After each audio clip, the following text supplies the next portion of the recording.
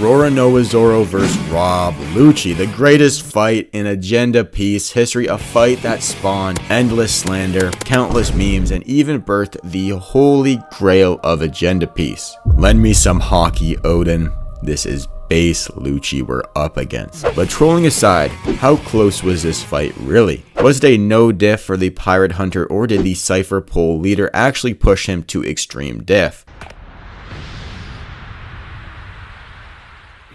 Now, before we actually start going blow for blow, I think it's important to briefly recap what these two have been through prior to fighting one another. Firstly, Zoro one-shot the water afro and then trolled against his good buddy Kaku for a bit, and then eventually fought S-Hawk, where he unveiled his new transformation. 3 IQ style, brother. Imagine Luffy calling you dumb. Woohoo! After that scrap with Black Baby Mihawk, we end up where we are now, with Zoro vs. Lucci. On the other hand, Lucci had a much harder time in his Egghead run. This dude showed up feeling himself, ooh, I got a new Zoan transformation, ooh, I got some new hockey, and immediately challenged the dude who slept, Kaido. All things considered, after taking a Mole Pistol Dawn Whip and a Dawn Rocket, Luffy was able to put Lucci out cold. Though this somehow wasn't even the last time this guy would get put out. Only a few chapters later, this dude would get bite diffed by Stussy. Lucky guy. Anyway, he also fought the Seraphim for a bit, like Zoro, and the two would ultimately end up in the Labo phase together, where we begin our fight. Our fight starts right after these two are chilling, then Lucci just has to go and ruin the mood, switching up on a dime when he gets the go-ahead, and there really is no normal way to put this, huh? Lucci, he finger pistols her, and was that little twist really that necessary? Anyway, Zoro, like the boss he is, immediately goes after Lucci and whips out both Sandai Katetsu and Enma, though Lucci checks the clash with his hardened shins. Anyway, Zoro whips out his aura or something, the room goes green for a bit, and Zoro wins the clash, sending Lucci into the wall behind him, and while not warranting a full point for Zoro, it does show he's above base Lucci. Fair play. After that, we cut away for a bit, and we see that Lucci is in his awakened form and basically trying to test Zoro's observation by running around in the bushes like a wildebeest. Thankfully, Zoro's got that shonen protagonist sense of smell, and he sniffs the beast out, and he's able to roll back while Lucci goes for a leaping left cross, followed up with a left front kick and a right axe kick, which Zoro is able to parry off of, resetting the distance, and the two go in for another clash. Lucci breaks from the clash and ducks under a two-sword style slash from Zoro. Zoro somehow whiffs a free counter, and Lucci blocks an overhand with a spinning back fist. We get a few more swing misses and block with truly mind-melting, brain-breaking sound design. Whatever animator was beefing with the sound team, you're truly a goat, shouts out to that guy. Anyway, Zoro jumps into the air, but Lucci blasts him up higher with a cross. The two go nail for sword until Zoro starts utilizing the Vegapunk Fives and spiking Lucci into the ground. Now, while this may not be the most damaging or devastating strike, I definitely think this warrants a fraction of a point for Zoro here. Speaking of pointing, how about I point you to that subscribe button down there? If you enjoy battle breakdowns or predictions, I make a video on them every week, and you'll probably like that, so stick around. Luffy starts trolling after he splits the skies with Kizaru, asking Zoro if he needs help, and we get this sick, almost first-person shot from Lucci's perspective, where we get more spamage of swordclash.mp3. We get quite possibly the most important piece of dialogue from this fight. Zoro says, "If this is the best you can do, I wouldn't expect you to get a shot at fighting our captain," and Lucci retorts with, "Haha, we'll see, but the number 2 of an emperor is more than worth killing on his own," which not only confirms that Lucci is going for the kill, but then contrasted with the next scene of the fight, really illustrates Zoro's mentality going into it. The next time we see Zoro and Lucci is just before Saint J. Garcia pulls up to Egghead, and the two are fighting, but something is a little different. Zoro is no longer using his green flames. No longer is Zoro using what is presumably a buff that would make him stronger. Now, how would he even possibly be going all out in this state? That would be like saying Luffy's going all out in Snake Man. He just factually isn't at this point in the fight. Like, that's just ridiculous to say, dude. I don't even know the amount of mental gymnastics you gotta do to make it to that conclusion. Remember the ever-present line, a line so important, in fact, it will always be engraved in the back of Zoro's head, and even having a scar as a parting gift. I don't hunt rabbits with a cannon. We see Zoro start to apply the pressure a bit, start exchanging in the pocket a little bit, but Lucci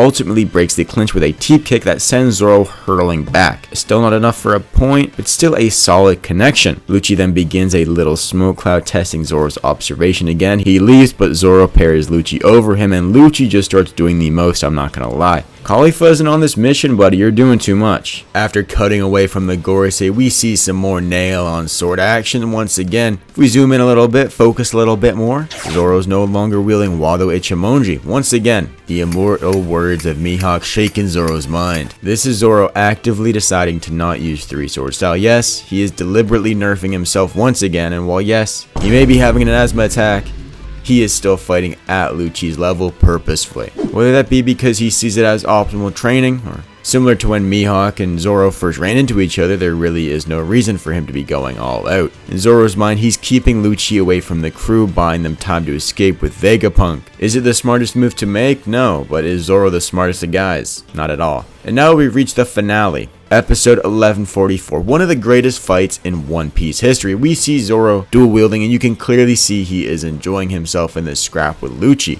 Always thought of Zoro as very similar to Ichigo, and this fight in particular with Lucci is very reminiscent of Ichigo versus Grimmjow, whether that be just because you have a colorful spiky haired sword dude versus a ferocious feline. You see the similarities. This is a match where it may be optimal to either run or to take a different route, but rather they choose to take a route that is most personally fulfilling, a good fight. Zoro clearly enjoys this fight, and through his dialogue and performance later on, it's not taking this as seriously as the rooftop or his king fight. But that's enough ramble as the Gorosei begin to spawn, and you see the two consistently get distracted while they clash. Though that doesn't stop the two from keeping the pressure on, and they turn on a dime to clash once again, though they are repetitively distracted by the cries of the big bird. Oh, and look at this shot right here. You cannot tell me anything other than this is the director explicitly showing us that Zoro isn't going all out. The slow zoom in on his most sacred treasure. I might be reading into this too much, but come on, man. You see it too, right? Then we cut up above where we see Enma falling from above. Once again, Zoro's sword is being snatched by a Zoan fruit user. Then, with a little more huffing and puffing, we see Zoro seriously start putting the pressure on Lucci. And boy, howdy are those stabs aggressive. Luckily, there's only one sword, so we can still get some solid head movement in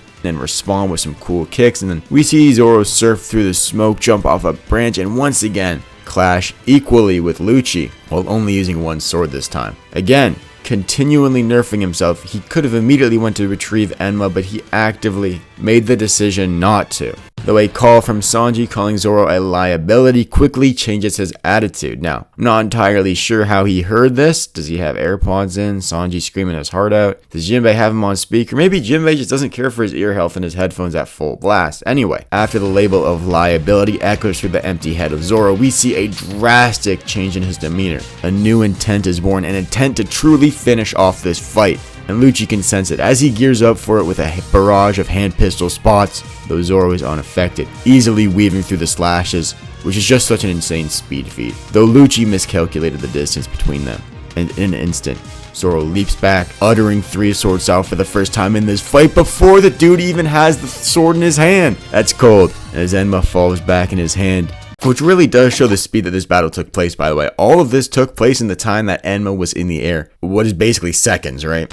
Zoro shoots into the air with a Hahuva spot hunt, cutting open Lucci worse than we've ever seen in the story. Still with his eyes shrouded, and we cut to Jinbei, looking utterly shook by this attack. What I believe is one of the first times he's actually seen Zoro fight. This guy was just left mouth agape. You know, he was thinking, man, this guy's the number 2. Does Luffy really think I'll be moving this big body like that end a series? No way, buddy. And that's the end of the fight. Spoilers for 11:55 real quick. But yes, Lucci's still up, but he does not have his wits about him. He's been left on pure instinct, just growling and slowly moving towards his target. There's absolutely nothing going on in that brain up there of his. Jinbei grabbed Zoro to leave because Zoro is acting selfishly still, thinking about what he wants. He only took the fight seriously at the end because he didn't want to be disrespected by Sanji. He still wants to keep fighting because his victory is not yet satisfactory enough for himself. Now, I'm not saying that Zoro is a selfish character, but rather just a very prideful one. So yeah, I just wanted to give my thoughts on the topic because it's divisive and that means it's fun. Let me know what you think of the fight and what your read about it was. See ya. Luffy did do it better though. That's all I gotta say.